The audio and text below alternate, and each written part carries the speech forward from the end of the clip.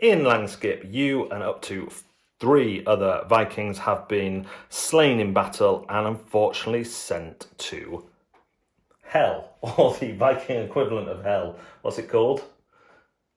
Helheim.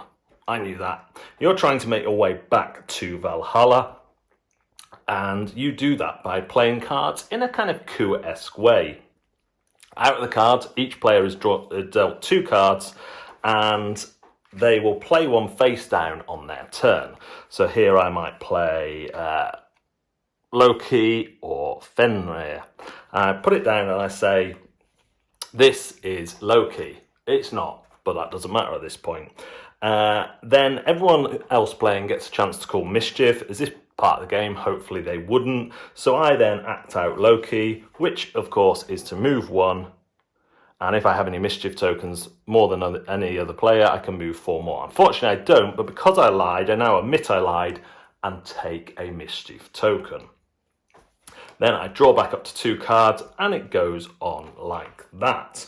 The first player to reach 20 will win the game, and mischief tokens are earned and spent for various powers. So Fenrir here, you can move an extra 2 spaces for each mischief token you play.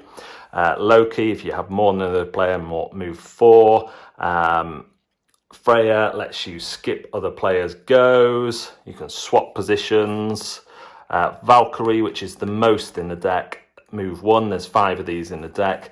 If you are playing a 2-player game, you remove these 3 cards. So there's only 4 Valkyrie, and you don't do the swap position one, which is a clever subtraction because that would be frustrating as a 2-player game.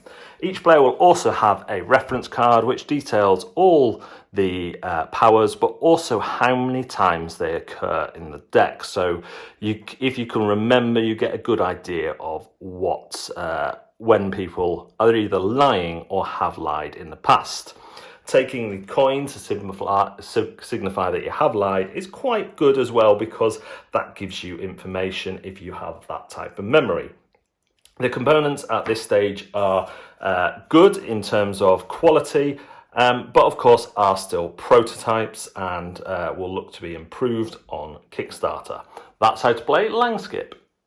Langskip is a simple game of bluff and dare that has a certain charm to it, mixing elements of coup with a kind of track-based game. It reminds me kind of coup crossed with Rock, Paper Wizard or Rock, Paper Headlock if you've played the WWE one, where you are trying to move up a ladder essentially by clever play of cards.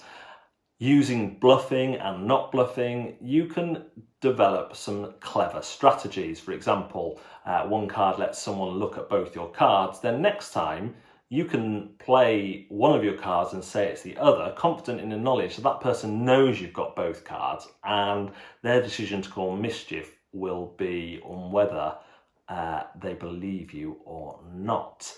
The punishments for calling mischief by going and getting it wrong makes it a careful one. You're not just going to do it every time, because going back 1 is a big deal. And there's some clever little design touches, like if you go back to the number 1 on the track, you can't call mischief anymore. So if someone kind of usually just spams calling people out in cheat style games, usually then if they do it the first time and they're wrong, they're not going to be able to do it until they get off that 1. So that's kind of a neat little feature that prevents against some of the pitfalls that these cheat style games do fall into.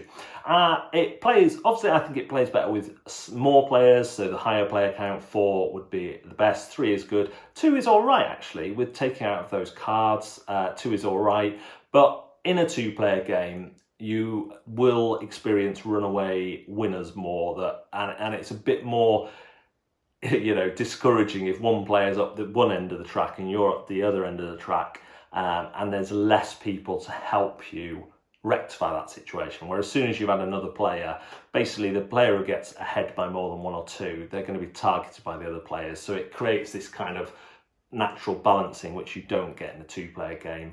It doesn't always play out like that, but that is something to be wary of. Also, it's worth mentioning that as a Kickstarter prototype, these components aren't final, and you'll have to check out the campaign for the final components reveal. So yeah, I was pleasantly surprised by this one.